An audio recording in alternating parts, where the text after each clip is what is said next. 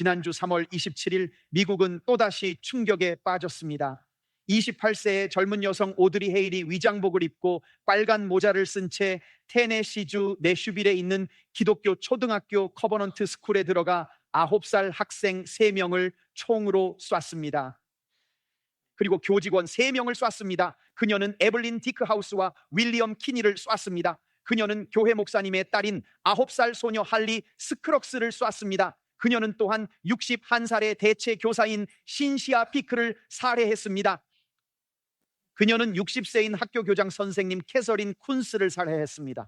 제가 인터뷰를 보았는데 그녀는 스티븐 커티스 체프먼이 그의 어린 딸이 차에 치이는 끔찍한 순간을 겪었을 때 그를 도와준 실제 인물이었습니다. 교장 선생님이었던 그녀는 크리스천 가수 스티븐 커티스 체프먼이 그의 인생에서 가장 어두운 순간 중 하나를 극복할 수 있도록 도왔습니다.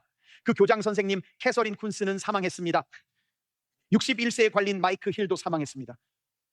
오드리 헤일에게 무슨 일이 있었던 걸까요?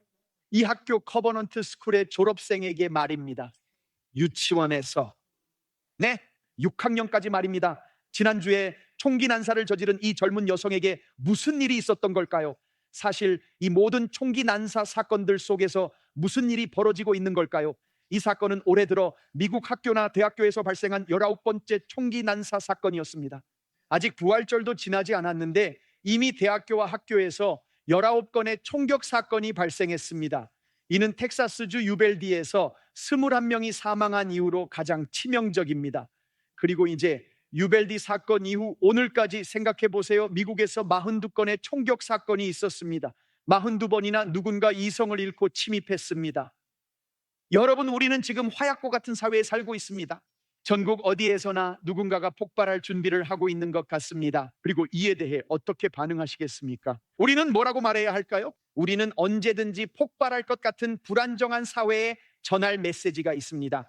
어떤 사람이 이렇게 말했고 이것은 사실인 것 같습니다. 그는 말했습니다. 만약 우리가 모두 눈에는 눈으로 살아간다면 온 세상이 눈이 멀게 될 것입니다. 유일한 해결책은 용서입니다.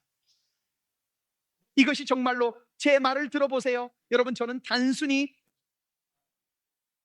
미사여구를 쓰는 것이 아닙니다.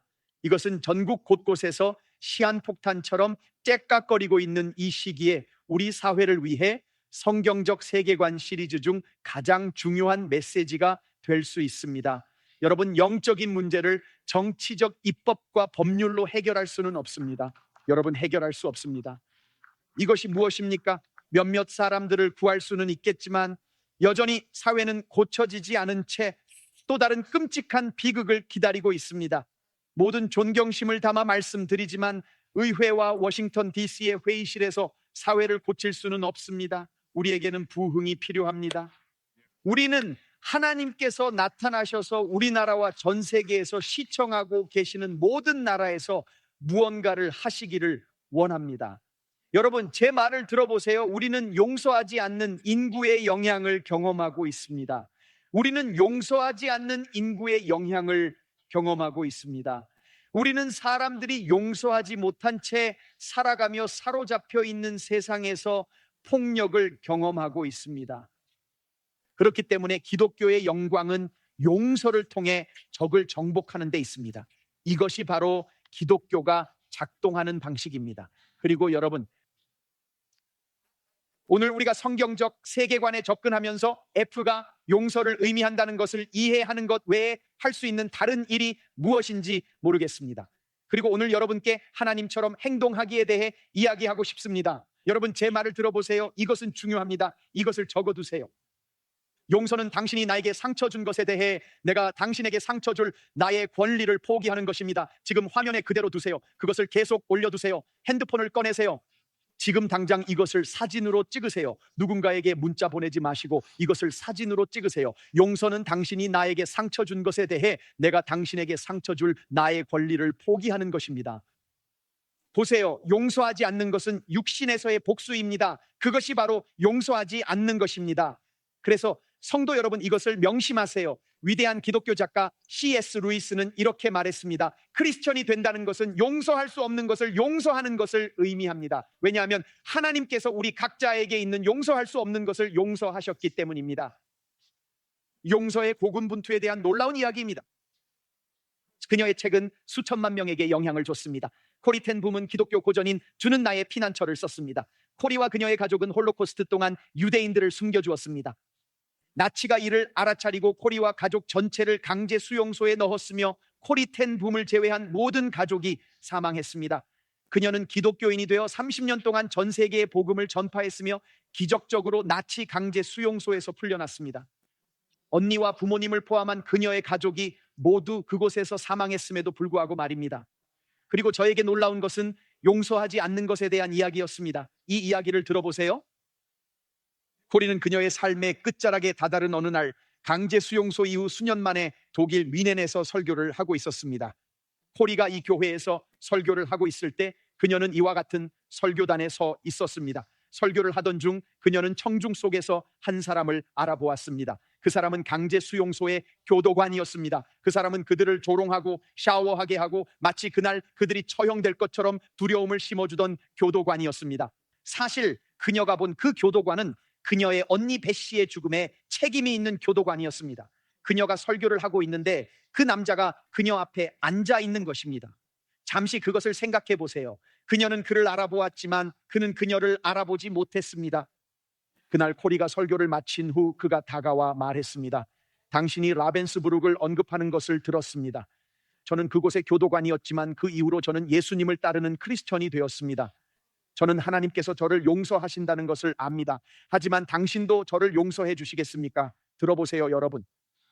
코리의 말을 읽겠습니다. 나는 그 자리에 얼어붙은 채 서 있었습니다. 이 남자는 괴물입니다. 그 주일의 설교자가 한 말입니다. 이 남자는 괴물입니다. 그는 매일 그녀에게 수치와 고통을 안겨주었고 그녀의 언니 배 씨를 죽였습니다. 그녀는 생각했습니다. 용서해야 할 사람의 얼굴을 바라보고 있을 때 어떻게 용서를 설교할 수 있을까? 그리고 그녀는 그를 용서할 수 없었습니다. 그리고 그녀는 말했습니다. 그녀가 이 남자, 이 교도관을 바라보며 할 수 있는 유일한 일은 기도였습니다. 그녀는 이렇게 말했습니다. 아버지, 용서할 수 없는 저를 용서해 주세요. 저를 용서해 주세요. 코리는 그 순간 그녀에게 무슨 일이 일어났다고 말했습니다. 내가 한 번도 경험해보지 못한 힘이 내 영혼을 통해 솟아올랐습니다. 그녀는 말했습니다. 내 손이 그의 손을 잡기 위해 나갔고 내가 라벤스부룩의 누구에게도 결코 말할 것이라고 생각하지 못했던 말을 했습니다. 당신은 용서받았습니다. 그녀는 그날 그 남자가 자유로워졌을 뿐만 아니라 그녀 또한 그날 자유로워졌다고 말했습니다. 여러분, 용서할 때 우리는 과거를 바꿀 수는 없지만 미래를 바꿀 수 있습니다. 그것이 바로 하나님께서 우리에게 요구하시는 것입니다. 보세요. 이것이 정말 중요한 이유입니다. 아프리카에서 가장 잡기 힘든 동물에 대한 이야기를 읽고 있었는데 그것은 바로 호랑이 꼬리 여우 원숭이라고 불립니다. 생물학자들은 잡기 힘들다고 말합니다. 그것은 교활하고 영리하며 빠릅니다. 하지만 현지인들은 이 원숭이를 잡는 방법을 알고 있습니다. 그리고 그들은 이 원숭이가 특정 종류의 멜론 씨앗을 좋아한다고 말했습니다. 그리고 이것이 그들이 하는 전부입니다. 그들은 나무에 작은 구멍을 뚫고 그 안에 씨앗을 넣습니다. 그리고 그 원숭이가 씨앗을 얻으려고 손을 넣으면 그 보물 같은 씨앗에 너무 매료되어 씨앗을 움켜쥡니다. 그러나 구멍이 작아서 주먹을 쥐면 손을 뺄 수 없습니다.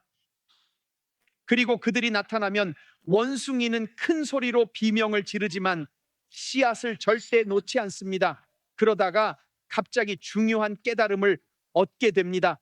내가 지금 붙잡고 있는 이 씨앗이 나를 포로로 만들 것인지 아니면 내가 그것을 놓아야 할지에 대해 깊이 생각하게 됩니다.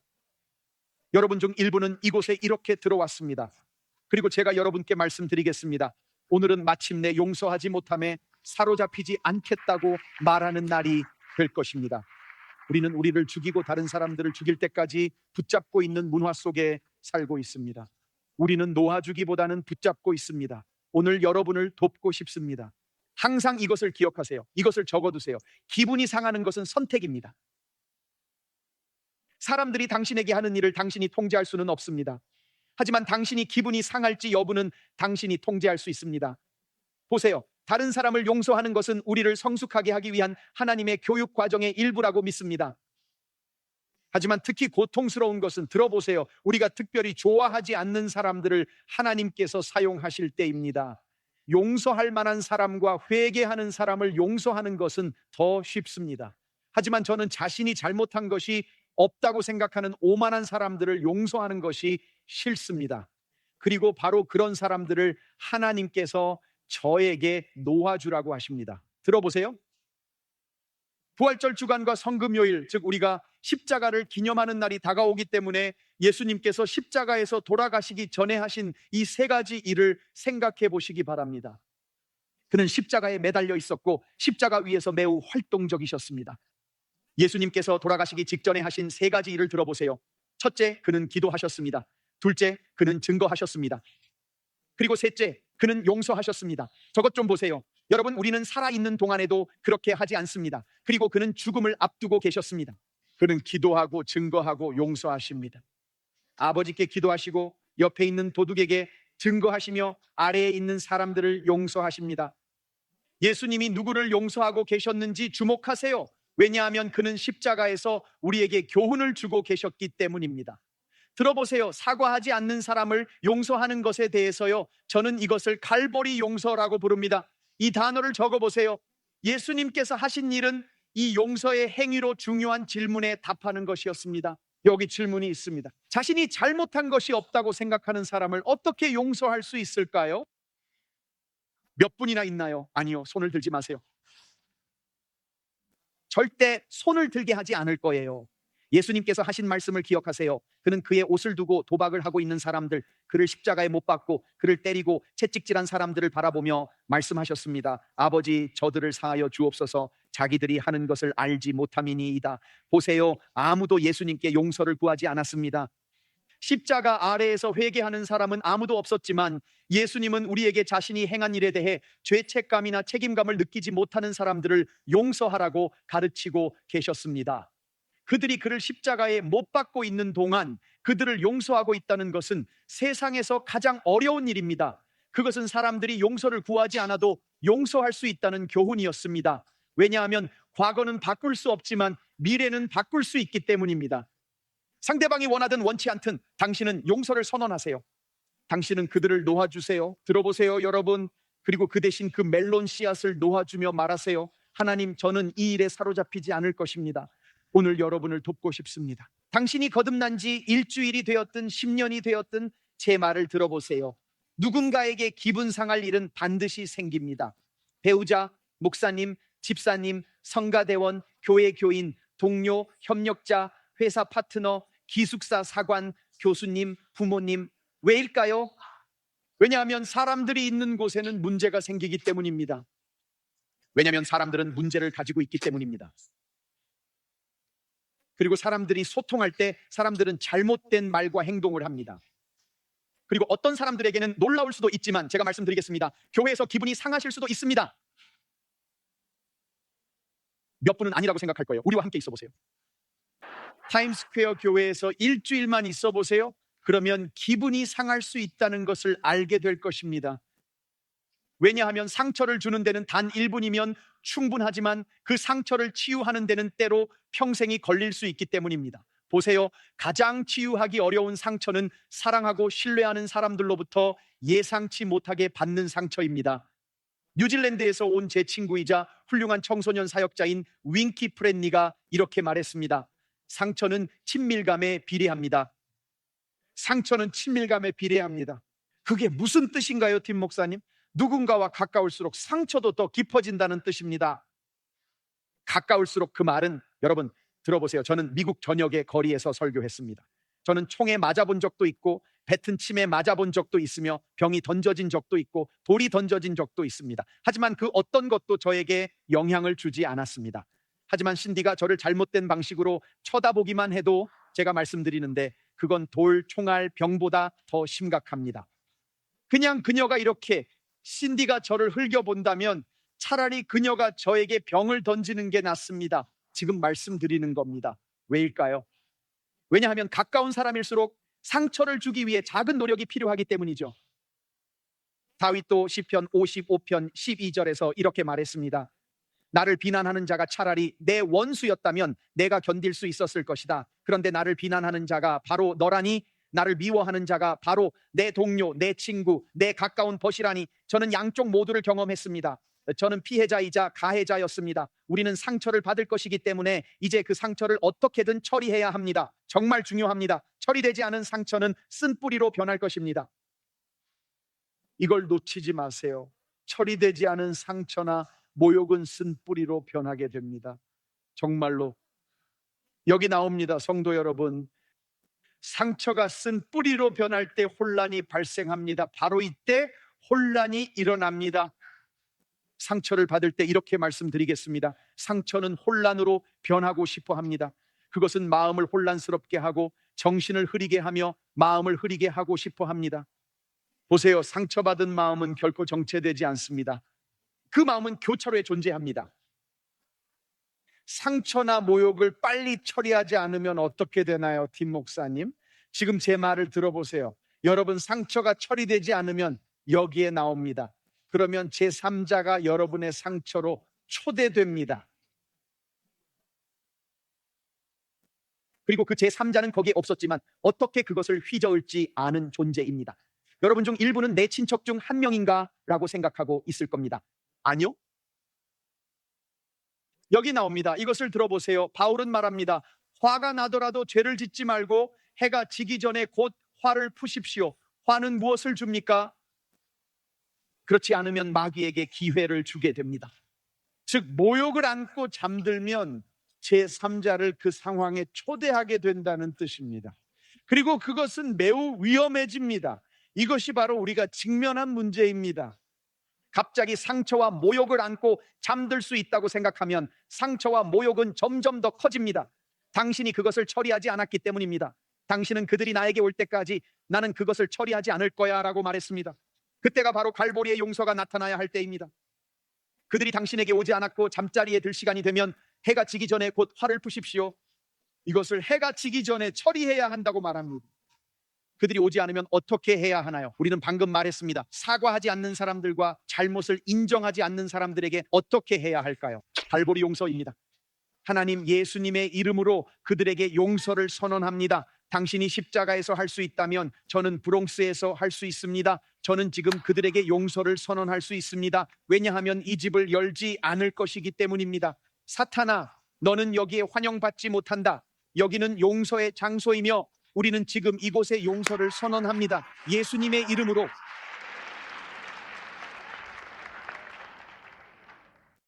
이것을 어떻게 하나요? 잠시 동안 저를 사로잡은 어떤 것에 대해 더 이야기하고 싶습니다. 그 상처를 어떻게 처리하시겠습니까? 그 모욕을 어떻게 처리하시겠습니까? 용서를 다룰 때 다음 몇 분 동안 매우 소홀히 여겨진 곳에서 시작해야 합니다. 왜냐하면 그것은 자유가 올 수 있는 유일한 곳이기 때문입니다. 그것은 용서가 올 수 있는 유일한 곳입니다. 상처와 모욕을 다룰 때 여기 나옵니다. 우리는 보통 우리에게 가해진 것부터 시작합니다. 그리고 우리는 우리를 위해 무엇이 행해졌는지부터 시작하는 것을 잊어버립니다. 좋아요. 지금 저와 함께 하세요. 여러분 중 일부는 제가 어디로 가고 있는지 이미 알고 계실 겁니다. 우리는 자유가 그 사람이 자신의 잘못을 인정하고 사과하며 진실한 태도를 보일 때 찾아온다고 믿는 경향이 있습니다. 다시 한번 말씀드리고 싶습니다.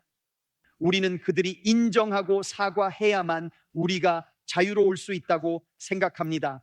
그리고 나서 우리는 그들이 진심이었으니까 나는 자유하다고 말합니다. 진실과는 거리가 멉니다. 오늘날 여러분이 직면하고 있는 가장 깊은 상처에서 자유가 오는 것이 아닙니다. 우리가 사람들을 용서하기 어려운 이유는 우리를 변화시킨 엄청난 사건이 아니라 우리를 상처 입힌 끔찍한 사건에 집중했기 때문입니다. 우리는 우리에게 가해진 상처만 보고 우리에게 주어진 치유는 보지 못합니다. 여기 나옵니다. 용서하는 방법을 알기 위해서는 먼저 하나님께서 당신을 어떻게 용서하셨는지를 알아야 합니다. 용서받은 사람들만이 용서하는 방법을 아는 유일한 사람들입니다. 이것은 엄청난 일입니다. 왜냐하면 만약 당신의 용서와 자유가, 만약 당신이 씨앗을 놓아주는 것이 가해자가 당신에게 한 일에 달려 있다면 당신은 그 씨앗들을 아주 오랫동안 붙잡고 있을 것입니다. 그리고 오늘은 놓아주는 날이 될 것입니다. 오늘은 자유의 날이 될 것입니다. 오늘은 이곳에서 사슬이 완전히 끊어지는 날이 될 것입니다. 그래서 저는 우리의 용서에 대해 잠시 동안 설명하고 싶습니다.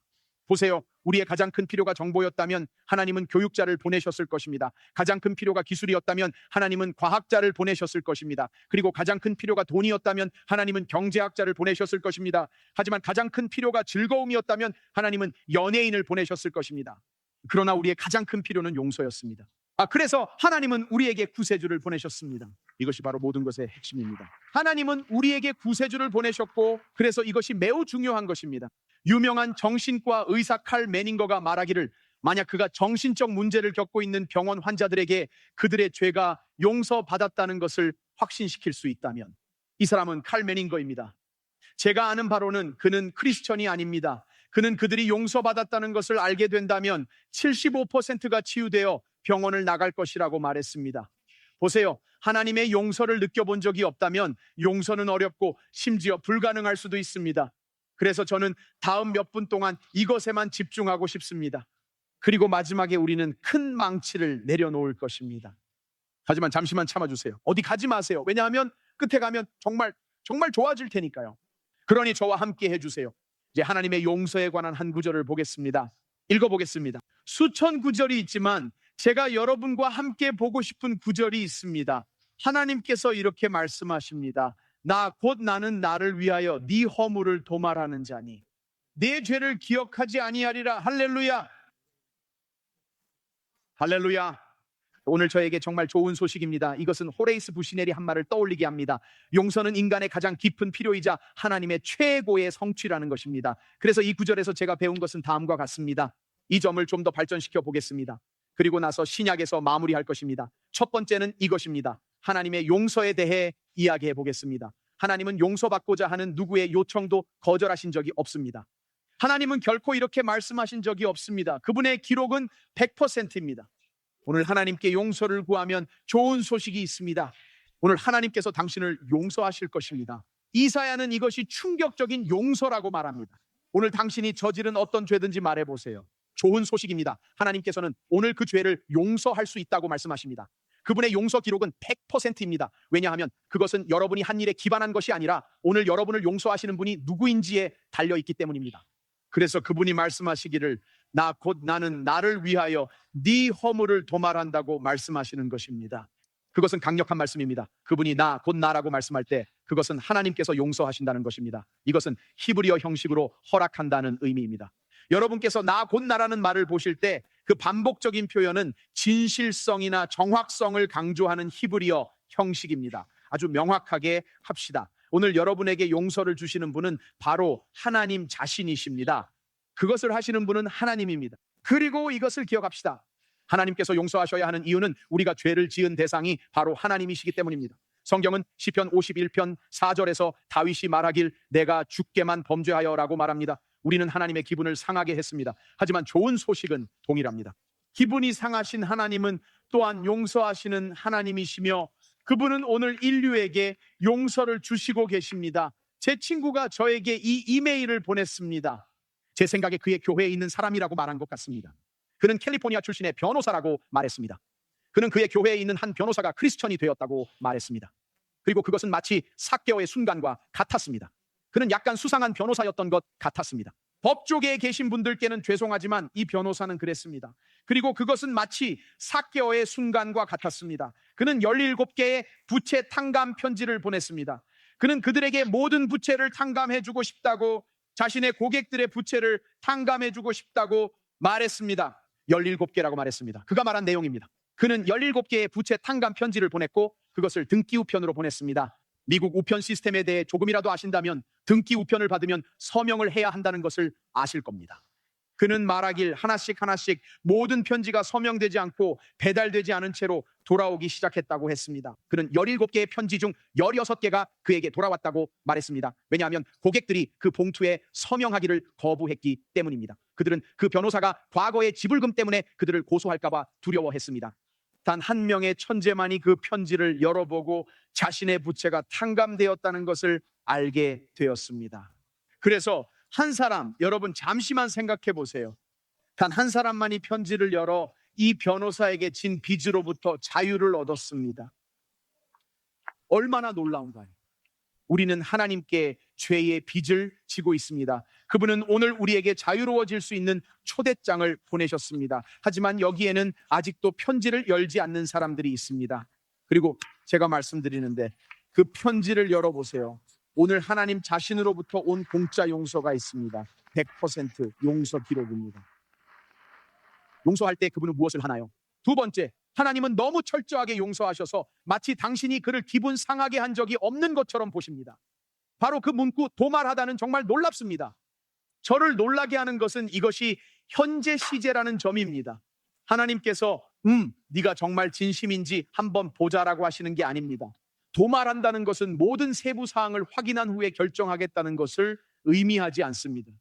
아니요, 그분은 말씀합니다. 너가 용서를 구하면 나는 즉시 용서할 거야. 너가 용서를 구하면 나는 그 자리에서 바로 용서할 거야. 그리고 나는 바로 그 자리에서 용서할 거야. 완전합니다. 저는 교회에서 젊은 여성 중 한 명이 한 노년의 크리스천 여성에게 물었던 이야기를 읽고 있었습니다. 마귀가 과거의 죄에 대해 당신을 괴롭힌 적이 있나요? 라고 물었습니다. 항상이라고 대답합니다. 그럼 어떻게 하시나요? 그녀가 물었습니다. 마귀가 오면 제가 가장 먼저 하는 일은 저는 마귀야 동쪽으로 가라고 말합니다. 젊은 여성은 노년의 여성을 바라보며 말했습니다. 동쪽이라고요. 동쪽으로 가라고 말해요. 다시 돌아오면 어떻게 하시나요? 그런 말합니다. 서쪽으로 가라. 그녀는 묻습니다. 왜 그렇게 하시나요? 그녀는 말합니다. 왜냐하면 성경에 따르면 동이 서에서 먼 것 같이 우리의 죄과를 우리에게서 멀리 옮기셨으며, 그리고 그녀는 말했습니다. 그래서 그가 동쪽으로 가면 아무것도 찾을 수 없습니다. 그리고 그가 서쪽으로 가면 아무것도 찾을 수 없습니다. 왜냐하면 하나님께서 제 죄를 철저히 지워버리셨기 때문입니다. 그것이 바로 다윗이 시편 51편에서 말한 것입니다. 하나님이여 주의 인자를 따라 내게 은혜를 베푸시며 주의 많은 긍휼을 따라 내 죄악을 지워주소서. 저는 다음 구절을 정말 좋아합니다. 나의 죄악을, 다음 단어는 무엇인가요? 말갛게 씻으시며 아무것도 남지 않았습니다. 하나님은 여러분의 죄를 99%만 용서하지 않으십니다. 100%입니다. 제가 읽은 놀라운 이야기가 있었는데, 만약 시카고 오헤어 공항에 착륙하는 비행기 중 99%만 안전하게 착륙한다면 어떻게 될까요? 그 말은 하루에 2번의 비행기 추락 사고가 발생한다는 뜻입니다. 만약 미국에서 수술의 99%만이 결과적으로 문제가 없고 단 1%만이 사망으로 이어진다면 그들은 수술 후 500명의 사망자가 있을 것이라고 말했습니다. 그들이 말했습니다. 어떻게 할 건가요?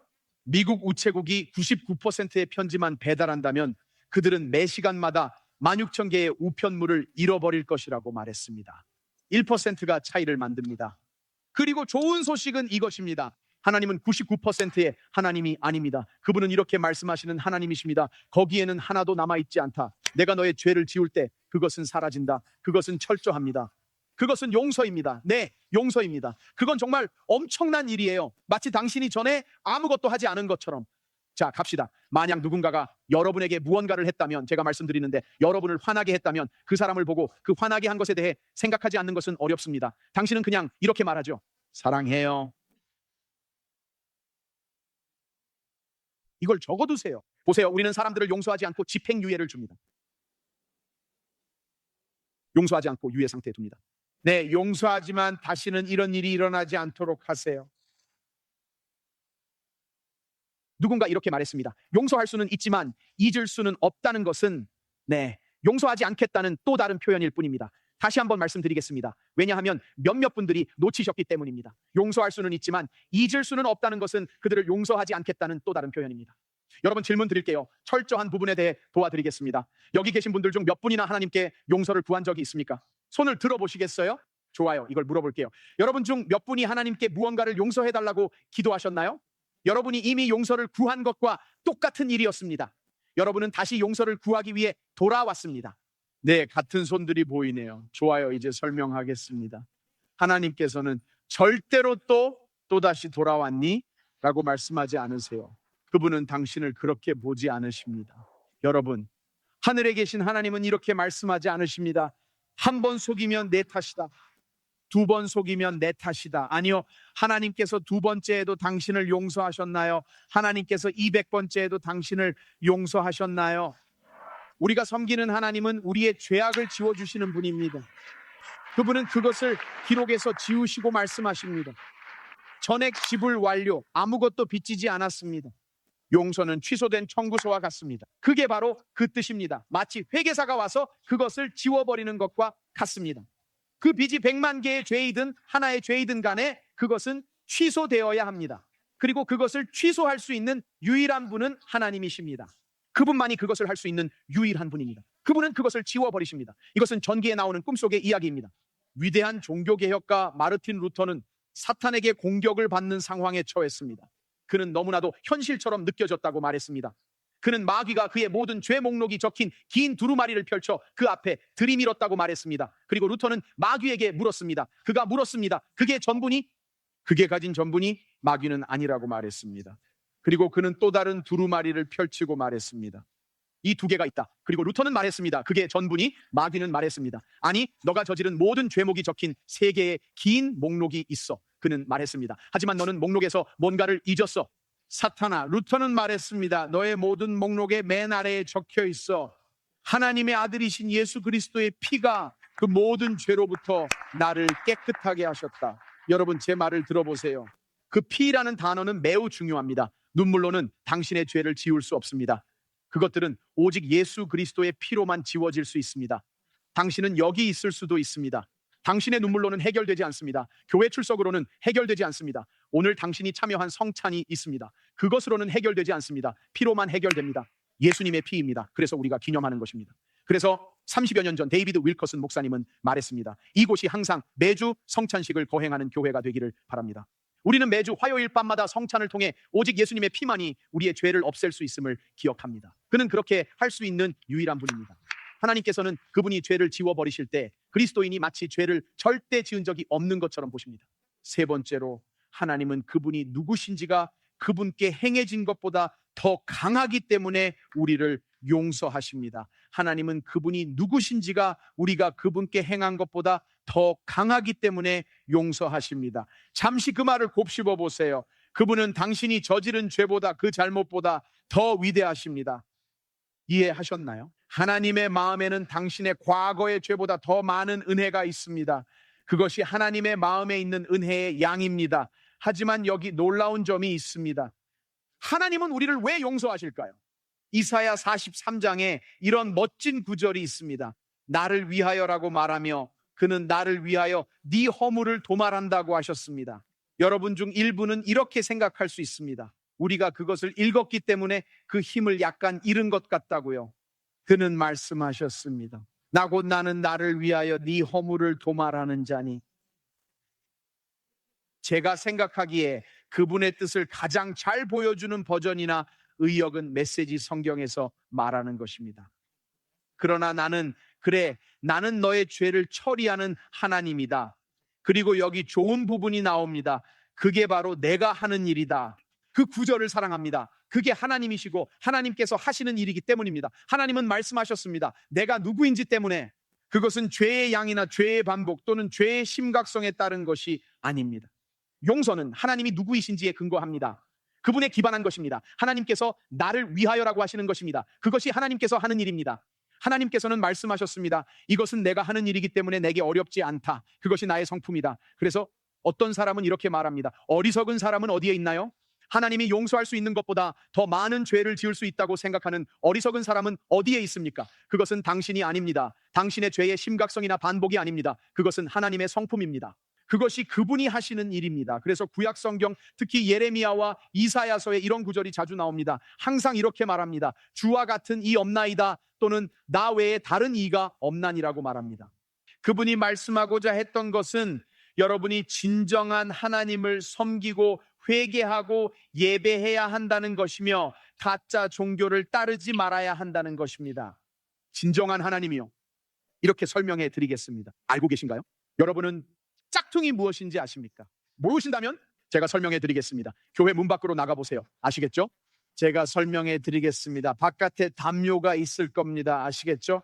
그리고 여러분은 루이비통 가방, 프라다 가방을 보게 될 것입니다. 여러분은 밖으로 나가서 샤넬 가방을 보게 될 것입니다. 그리고 여러분은 생각할 것입니다. 하나님께서 단지 $30에 이 가방을 주셨다고요. 그리고 이렇게 말할 것입니다. 이것은 기적이다. 하나님께서 $3,000짜리 가방을 $30에 제공해 주셨다. 여호와 이래. 좋아요. 제가 도와드리고 싶습니다. 여기 있습니다. 제가 도와드릴게요. 지금 바로 여러분의 세상을 뒤흔들 것입니다. 그것들은 진짜가 아닙니다. 여러분 중에는 L과 V가 왜 떨어져 나가는지 궁금해하는 분들이 있을 겁니다. 그 가방에서요. 그리고 당신은 그것을 이해할 수 없습니다. 그것은 진짜가 아닙니다. 그것은 짝퉁입니다. 알겠습니다. 제가 도와드리겠습니다. 그것은 가짜입니다. 그것은 진짜가 아닙니다. 하나님께서 말씀하시기를 용서를 제대로 할 수 있는 이는 나뿐이다. 나는 은혜로 용서를 주는 유일한 하나님, 참된 하나님이다. 그것은 울어서 얻을 수 있는 은혜가 아닙니다. 교회에 다닌다고 해서 얻을 수 있는 것이 아닙니다. 착하게 산다고 해서 얻을 수 있는 것이 아닙니다. 하나님의 은혜로 오는 것입니다. 그것이 바로 그분이 하시는 일입니다. 그분이 바로 그런 하나님이십니다. 제가 런던 타임즈에서 읽은 정말 이상한 기사가 있었는데 누군가 그들에게 이런 편지를 보냈어요.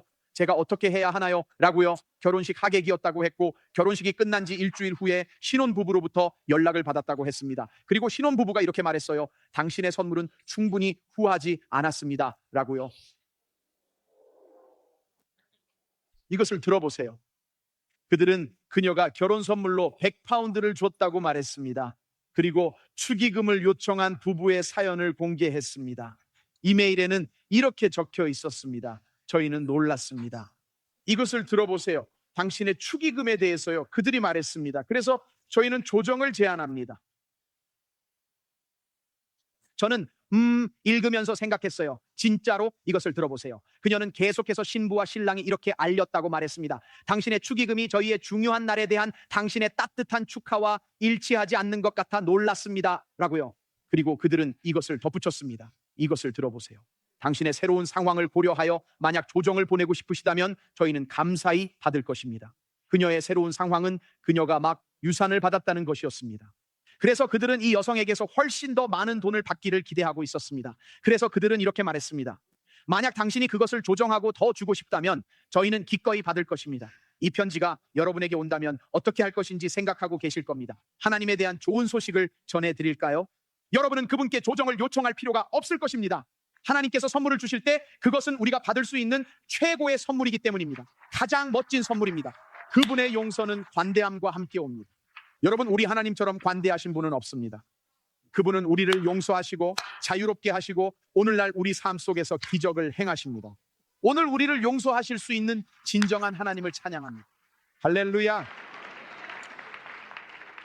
이것이 마지막 포인트입니다. 이게 끝이 아니니 아무것도 하지 마세요.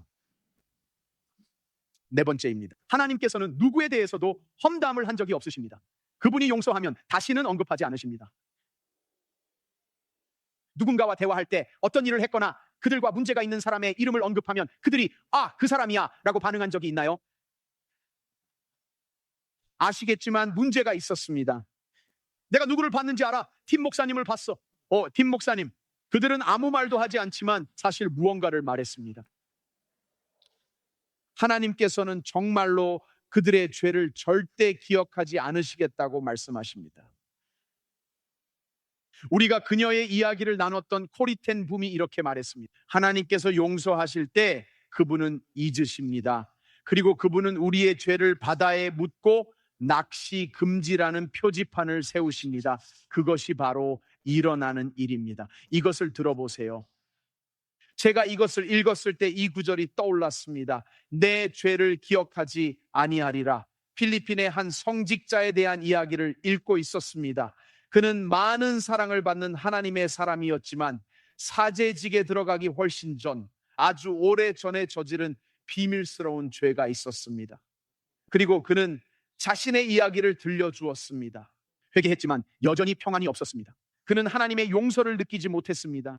그의 교구에 하나님을 깊이 사랑하는 여성이 있었으며 살아있는 관계를 가지고 있다고 주장했다고 말했습니다. 그는 하나님께서 때때로 그녀에게 환상을 보여준다고 말했습니다. 그는 그녀를 믿었지만 약간 회의적이었습니다. 그래서 그녀를 시험해 보았습니다. 그가 그녀를 찾아가 말했습니다. 다음에 하나님과 대화할 때 하나님께 당신의 신부가 신학교에 다닐 때 어떤 죄를 지었는지 물어보세요. 그 여자는 말했습니다. 알겠습니다. 그렇게 하겠습니다. 일주일 후 만나서 물었습니다. 그리스도께서 무엇을 하셨나요? 꿈에 나타나셨나요? 그녀는 말했습니다. 네, 그분이 나타나셨습니다. 그리고 그는 말합니다. 그분이 제가 무슨 죄를 지었다고 했죠? 그분께서 말씀하셨나요? 그가 물었습니다. 그분께 내가 신학교에서 저지른 죄가 무엇인지 물어보았나요? 그녀는 말했습니다. 네, 물어봤습니다. 그분이 뭐라고 했나요? 그녀는 말했습니다. 하나님께서는 기억하지 못한다고 말씀하셨습니다. 왜냐하면 그것이 바로 그리스도께서 하시는 일이기 때문입니다. 네 죄를 기억하지 아니하리라. 할렐루야. 할렐루야. 그는 우리의 죄를 기억하지 않으십니다. 이 하나님은 어떤 분이신가요? 그분은 참으로 살아계신 하나님이십니다. 오, 놀라워라. 그는 철저히 용서하십니다. 그는 완전히 용서하십니다. 그는 신속하게 용서하십니다. 여러분, 우리 모두에게는 트리거 스위치가 있습니다. 사람들이 우리에게 무언가를 했을 때 우리는 누군가를 보면 그들을 생각하게 되고 갑자기 우리의 마음은 미쳐버립니다. 혼란이 들어오는 것 같습니다. 우리가 기도하거나 목소리를 들을 때마다 떠오르는 것 같습니다. 여러분, 제가 이 메시지를 마무리하면서 말씀드리고 싶습니다. 어제 저에게 그런 일이 일어났습니다. 저는 휴대폰으로 무언가를 듣고 있었는데 갑자기 몇 년 전의 목소리가 들려왔습니다. 그때 이미 용서하고 모든 것이 해결되었지만 그 당시에 받은 상처가 있었습니다. 그 사람의 목소리를 들었을 때 제가 용서에 관한 메시지를 쓰고 있었는데 제 첫 반응은 아니, 듣지 않을 거야 라고 생각하는 것이었습니다. 끄기 클릭. 제가 끄려는 순간 성령님께서 아니라고 말씀하셨습니다. 그 목소리를 계속 들어보렴. 그리고 그분이 이렇게 말씀하셨습니다. 왜냐하면 그것이 제 안에서 무언가를 떠오르게 했기 때문입니다. 얼마나 많은 분들이 이 수학 방정식을 기억하십니까? 예수님께서 말씀하신 것입니다. 자, 준비되셨나요? 70번을 7번. 그 수학 방정식을 기억하시는 분, 용서와 연관되어 있습니다. 들어보세요. 예수님께서 하신 말씀입니다. 그때 베드로가 예수께 다가와서 말하였다. 주님, 내 형제가 내게 자꾸 죄를 지으면 내가 몇 번이나 용서하여 주어야 합니까? 7번까지 하여야 합니까? 예수께서 대답하셨다. 7번만이 아니라 70번을 7번이라도 하여야 한다. 이것을 들어보세요. 여기 정말 놀라운 점이 있습니다. 이 부분을 꼭 이해하셨으면 좋겠습니다. 마치 모든 사람들이 여러분을 아프게 할 수 있는 490번의 잘못을 저지를 수 있는 것처럼 들리네요. 하지만 어떤 목소리를 듣거나 끄기를 누르고 아니, 이것을 듣지 않을 거야 라고 말하고 싶을 때 트리거 스위치로부터 저를 해방시킨 것 중 하나가 있습니다. 이 구절에 대한 가장 큰 통찰력은 실제로 C.S. 루이스에게서 나왔고 다음과 같습니다. 그는 말했습니다. 490번의 잘못이 아닙니다. 저를 보세요. 이것이 여러분을 해방시킬 것이기 때문입니다. 그는 말합니다. 많은 경우에 그것은 490번 반복해서 말해야 하는 하나의 잘못입니다. 아니요, 저는 용서합니다. 그들이 사과하지 않았어요, 팀 목사님. 이것은 갈보리의 용서입니다. 저는 용서합니다. 저는 용서합니다. 그들이 사과할 필요는 없어요. 진심일 필요도 없고 회개할 필요도 없어요. 하지만 때로는 제가 말씀드려도 될까요? 트리거 스위치가 작동할 때 하나의 잘못은 490번이 걸릴 수도 있습니다. 무슨 말을 하는지 아시는 분? 트리거 스위치가 작동하는 것 같아요.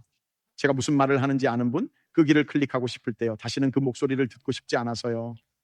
하나님께서 아니야, 너는 이미 용서를 선언했어. 그것과 함께 살 필요는 없어. 하나님의 용서는 철저하고 신속하며 확실합니다. 하나님께서는 매일 그분을 저주하고 과거에 그분의 이름을 모독한 사람들을 보십니다. 그러나 하나님께서는 아, 그래, 너는 나에 대해 이런 말을 했던 사람이야 라고 하지 않으십니다.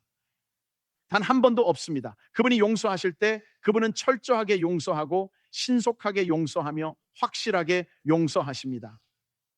자, 여러분, 이제 자유가 옵니다. 이것으로 마무리하고 싶습니다. 진짜 마무리지만 긴 마무리입니다. 여러분, 여기 나옵니다. 자유는 여기서 오는 것이니까요. 그래서 우리는 이것을 깨닫습니다. 하나님은 우리를 철저하게 용서하십니다. 곧 나, 그분의 성품으로 당신의 죄를 지워버렸습니다. 완전히 사라졌고 기록에서 삭제되었습니다.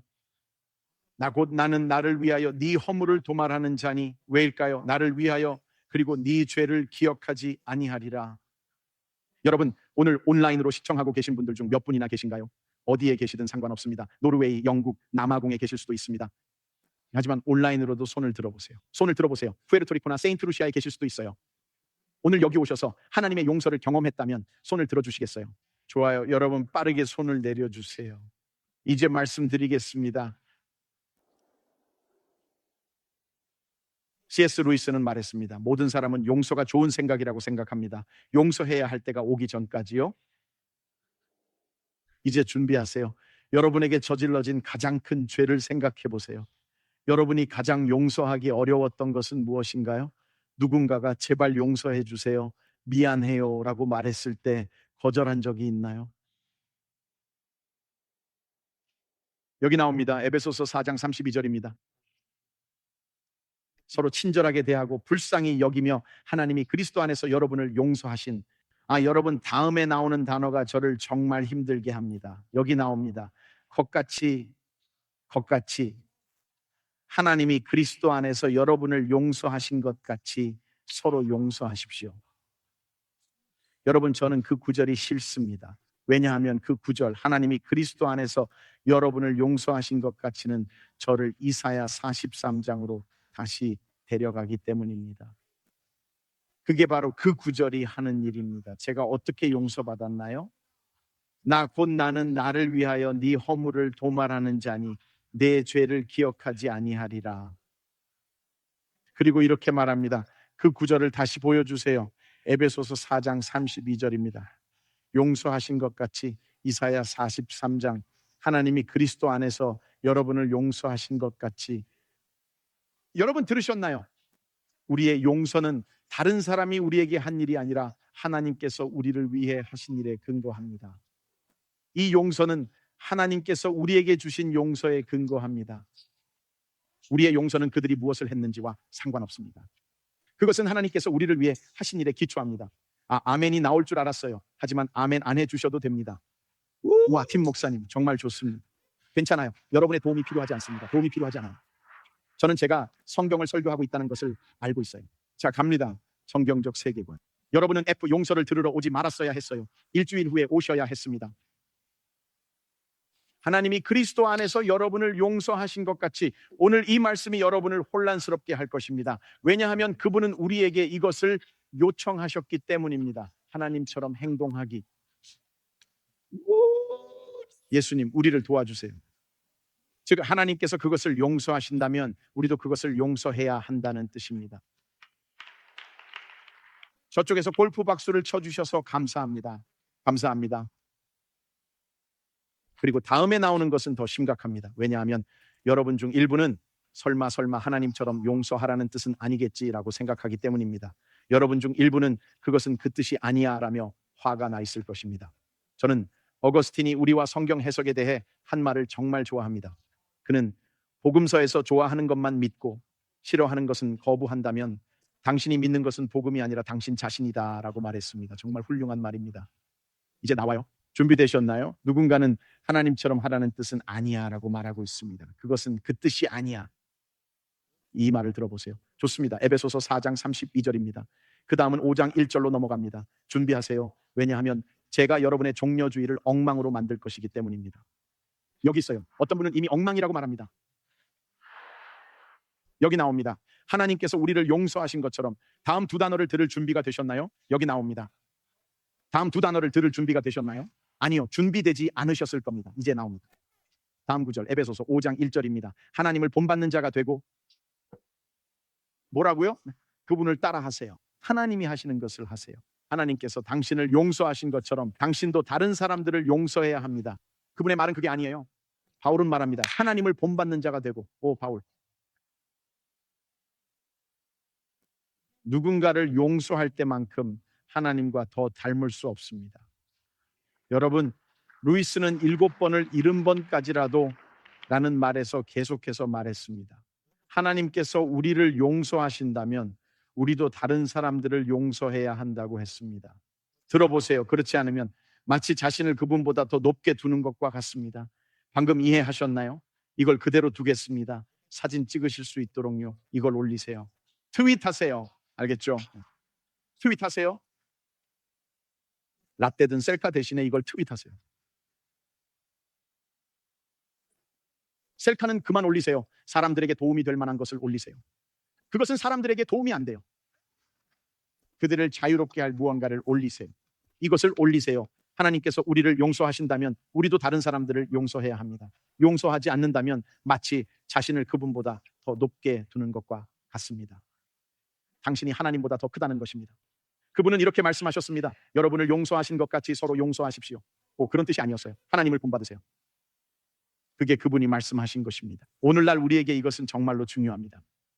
저는 계속 웃었습니다. 저는 이것을 적어두었습니다. 제가 말했죠. 하나님을 본받는 것에 관해서라면 우리가 본받고 싶은 것은 용서가 아닙니다. 우리는 그분의 주권을 본받고 싶어 합니다. 그래야 우리가 힘을 가질 수 있습니다.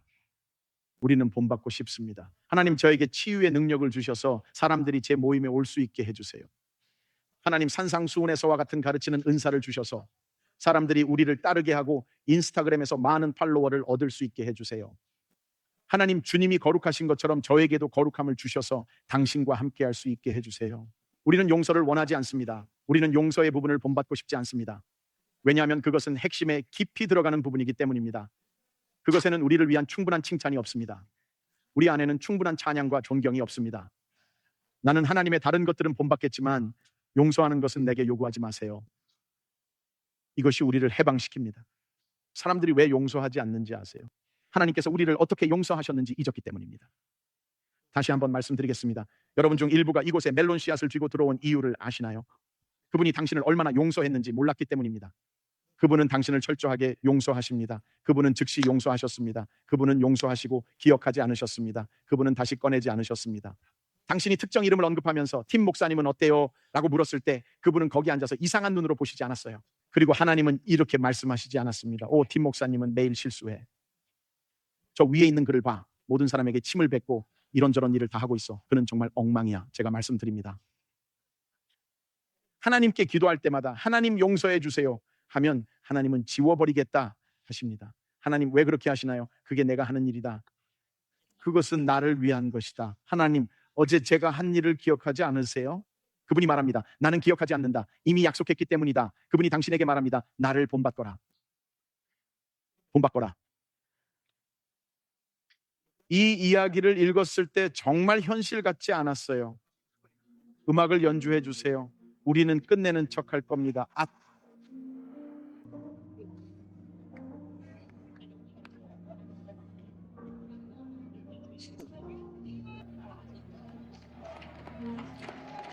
여러분 아직 남아 있어요.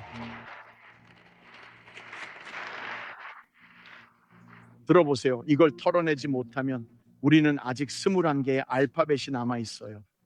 만약 제가 용서에 대해 다 털어놓지 못한다면 여러분은 영원 이후에도 다시 오셨다면 여러분은 문제가 있어요. 진지하게. 제가 영원에 대해 1시간 동안 설교했는데도 여러분은 여전히 다시 오셨네요. 저는 용서가 여러분을 혼란스럽게 할 거라는 것을 알았어요. 이 설교 후에 다른 교회를 찾게 될 겁니다.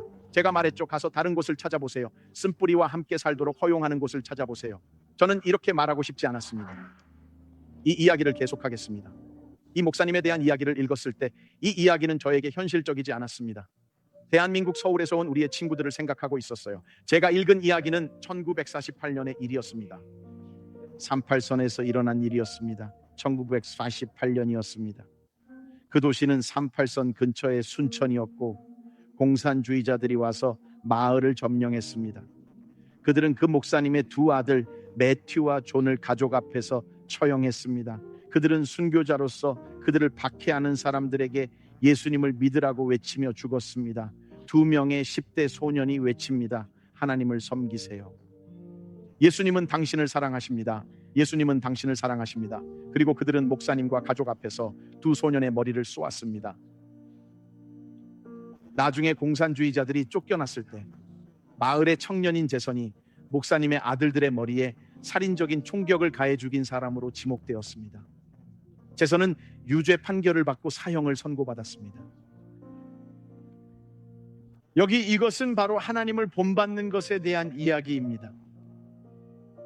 목사님은 법원에 그 소년의 모든 혐의를 취하하고 그 소년을 자신의 양아들 삼아 석방해 줄 것을 요청했습니다.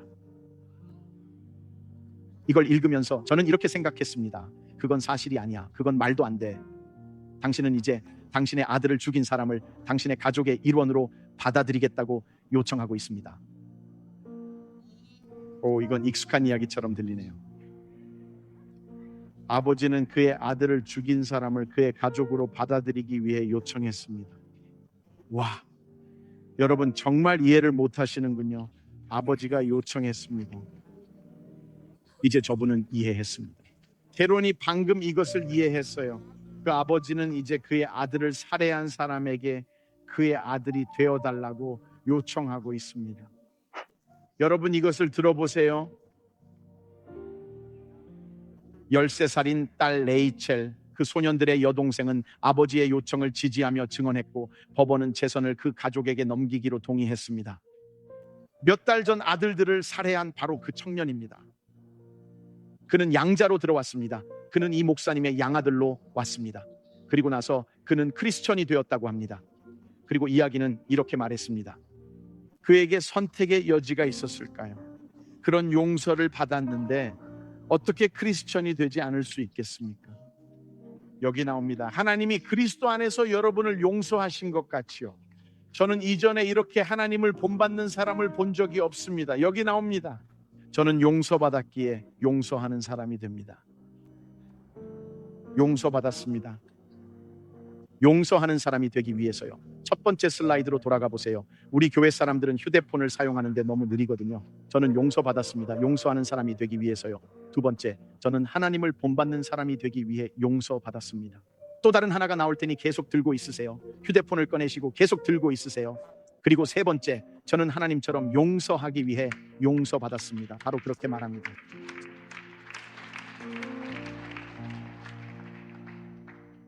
용서해야 하는 이유는 그 사람이 용서받을 만해서도, 그 잘못이 용서받을 만해서도 아닙니다. 당신은 용서받았기 때문에 용서해야 합니다. 여기 나옵니다. 용서는 단지 우리를 위한 것이 아니라 어디에서 와야 할까요? 다시 한번 말씀드리겠습니다. 용서는 단지 우리를 위한 것이 아닙니다. 용서는 우리가 용서받았기 때문에 우리를 통해 올 수 있습니다.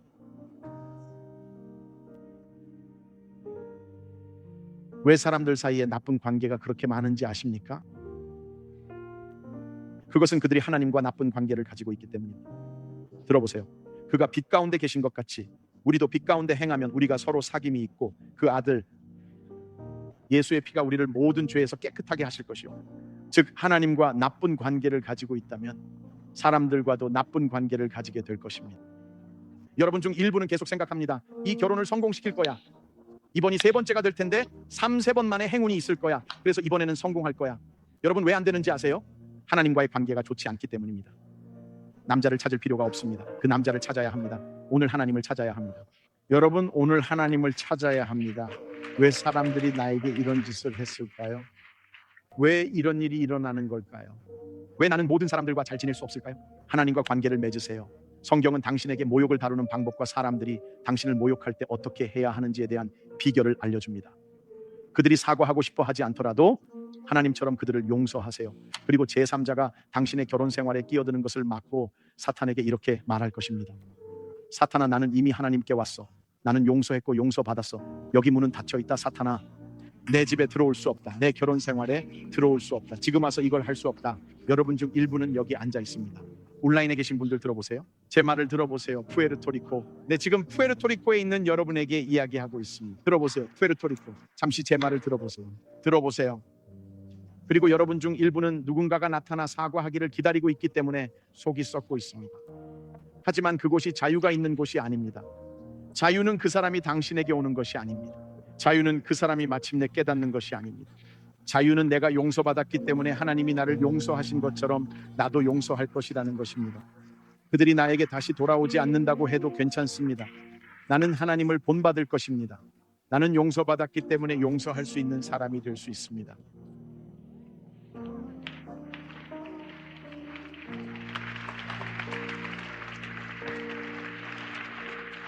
할렐루야.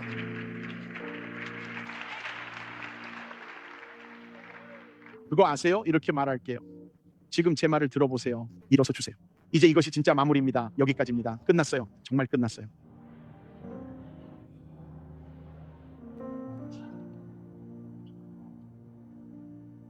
여러분, 이 성경적 세계관 시리즈가 저를 지치게 하고 있습니다. 하지만 하나님께 26 알파벳 동안 저를 살려달라고 부탁드렸어요. 말했었죠. 26개 알파벳 동안만 살아있게 해달라고. 오늘 저는 이것을 여러분께 물어보겠습니다. 여러분 중 일부에게는 이것이 계시였을 것입니다. 왜냐하면 여러분은 집에서 가족들과 다른 교회에서 이런 식으로 누군가를 기다리고 있었기 때문입니다. 일부는 다른 교회를 피해서 여기 오신 분들입니다. 우리는 알고 있어요.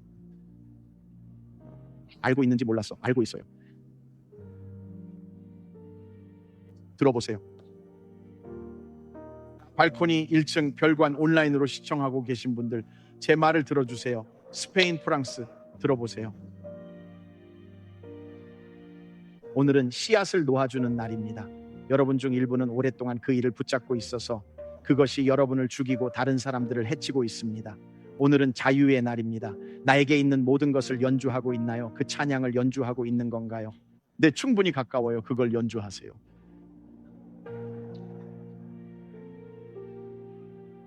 여기 계신 성가대 그리고 강단에 계신 분들 여러분께 말하고 있습니다. 여러분 모두 내려오셔도 됩니다. 상관없습니다. 우리는 아카펠라로 노래할 수 있습니다. 상관없어요. 오늘은 놓아주는 날입니다. 오늘 우리는 놓아줄 것입니다. 왜냐하면 여러분 중 일부는 그 사람을 기다려야 한다고 생각했지만 그것이 여러분이 해야 할 일이 아닙니다. 여러분은 말합니다. 하나님, 당신은 저에게 당신처럼 용서하라고 하셨습니다. 당신처럼요. 하나님, 그걸 어떻게 하나요? 이것은 갈보리의 용서입니다. 오늘은 계시의 날입니다. 그래서 지금 여러분께 말씀드립니다. 오늘이 놓아주는 날이라면 우리는 주먹을 펴고 손을 들어 올릴 것입니다. 우리가 아직도 붙잡고 있다는 걸 어떻게 알 수 있을까요? 그들이 여러분에게 그 이름을 얘기할 때입니다. 그것은 제가 온라인에서 그 목소리를 들었을 때 일어난 일과 같습니다. 저는 끄고 싶었습니다. 하나님께서 아니 7번을 70번 490번 계속 말하세요. 하나님, 저는 용서합니다. 저는 용서합니다. 저는 이미 용서했습니다. 오늘은 놓아주는 날이 될 것입니다. 만약 오늘 이렇게 말씀하신다면 팀 목사님, 계시를 받았습니다. 저는 이 방향으로 답을 기다리고 있었습니다. 답은 이 방향이었습니다. 하나님께로부터요. 발코니 1층. 이것은 놓아주는 순간입니다. 당신이 이렇게 생각한다면 오늘이 그날이고 용서를 선택합니다. 용서를 선택합니다. 저는 용서를 선택합니다. 지금 당장 자리에서 일어나 앞으로 나오세요. 우리가 기도하고 이것을 마무리하기를 원하기 때문입니다. 발코니 자리에서 일어나세요. 가능한 한 빨리 이 앞으로 나오세요. 오늘은 놓아주는 날입니다. 그날입니다. 우리는 모든 상처를 놓아줄 것입니다. 결혼 생활, 종교, 목사님, 교회에 관련된 모든 것을 놓아줄 것입니다. 그것이 무엇이든 간에요. 발코니에 계신 분들 내려오세요. 별관에 계신 분들 내려오세요. 온라인으로 보시는 분들 꼭 말씀드릴게요. 찬송가를 부를 준비를 합시다. 자, 어서 오세요. 내려오면서 손을 들어 올리세요. 여러분은 손을 펼칠 것입니다. 왜냐하면 오늘은 놓아주는 날이기 때문입니다. 우리가 용서를 선언하고 이제 하나님께서 모든 것을 주관하신다고 선언합니다. 자, 뉴욕시와 전국에서 온라인으로 시청하고 계신 여러분들, 이번 주에 오하이오와 델라웨어 그리고 전국에서 저희와 함께 하시는 분들께 말씀드립니다. 여기 계신 분들도 손을 들어 올리세요. 주먹을 쥐지 말고 손을 들어 올리세요. 그리고 우리 모두가 코리텐 붐의 기도를 선포하기 시작합시다. 기도는 단순히 이렇습니다. 아버지, 용서해 주세요. 용서할 수 없는 저를 용서해 주세요. 용서할 수 없는 저를 용서해 주세요. 자, 하나님의 능력이 여러분의 결혼 생활과 자녀들에게 임하도록 하세요. 자, 자녀들은 부모님을 위해서요. 오늘날 사람들이 교회 상처라고 부르는 것에 대해서도요. 그것이 어떤 모습이든 간에요. 아버지, 우리는 지금 용서를 위해 기도합니다. 용서를 위해서요. 우리는 가정에 선포합니다. 우리는 사탄이 들어온 곳, 틈을 준 곳에 말합니다. 예수님의 이름으로 지금 당장 그 틈을 부숩니다. 들어온 틈을 부숩니다. 식사 중에 일어나는 대화들이 갑자기 트리거를 작동시키고 스위치가 켜지면서 과거를 끄집어내는 상황으로 사람들을 몰아가고 있습니다. 하지만 오늘 예수님의 이름으로 우리는 오늘 자유와 해방을 선포합니다. 오 하나님, 오늘 여기 있는 모든 사람들을 위해 우리는 손을 들어 올리며 말합니다.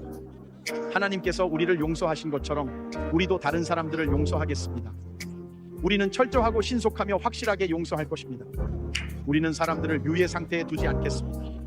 성령님의 도움과 우리에게 행해진 것을 기억하며 오늘 사람들에 대한 용서를 선포합니다. 오늘 우리는 사람들에 대한 용서를 선포합니다. 우리는 선포합니다. 예수님의 이름으로 용서를 선포합니다. 할렐루야, 할렐루야. 자, 지금 손을 들어 올리며 말하세요. 하나님, 저는 더 이상 포로로 잡혀 있지 않을 것입니다. 더 이상 포로가 아닌 예수님의 이름으로 자유를 얻습니다. 그들이 무엇을 올렸든, 우리에 대해 어떤 거짓말을 했든, 무엇을 말했든, 트윗했든 우리는 말합니다. 하나님께서 주관하십니다. 대학교에서 다른 동료에게 무엇을 말했든, 기숙사에서 누군가에게 무슨 말을 했든 우리는 오늘 자유를 얻었다고 말합니다. 오늘 우리는 자유를 얻었습니다. 하나님께서 우리를 용서하신 것처럼 오늘 우리는 선포합니다. 그들이 회개할 필요는 없습니다. 우리는 그들의 사과가 필요 없습니다. 만약 그들이 한다면 그건 금상첨화입니다. 하지만 그들이 그러지 않더라도 갈보리의 용서처럼 우리는 아버지, 지금 그들을 용서해 주세요. 그들을 용서하세요 라고 말하기로. 이제 잠시 저를 보세요. 발코니 1층 별관 온라인으로 보시는 여러분, 오늘 여러분이 들을 수 있는 가장 중요한 것 중 하나를 말씀드리고 싶습니다. 사람들이 언급을 꺼리는 문제가 있는 방에 들어가는 것보다 더 나쁜 것은 없습니다. 이전에 그런 적이 있습니까? 방에 들어가면 그것이 느껴집니다. 마치 아무 일도 없었던 것처럼, 마치 사과를 해야 하지만 아무도 아무 말도 하지 않는 것처럼 느껴집니다. 얼마나 많은 분들이 이전에 그런 것을 느껴본 적이 있나요? 그런 적 있으신 분, 여러분은 이렇게 생각하죠. 누군가가 뭔가를 말해야 할 것 같은데, 그래서 제가 말하겠습니다. 들어보세요. 여러분 중 일부는 오늘 하나님의 집에 와 있지만 전에 하나님께 사과한 적이 없습니다.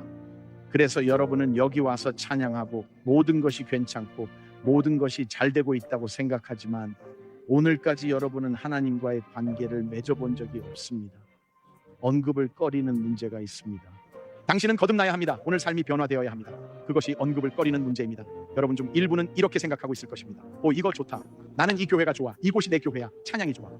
성가대의 찬양이 좋아. 저 드러머는 드럼을 잘 쳐. 아무 의미가 없어요. 아무 의미가 없습니다.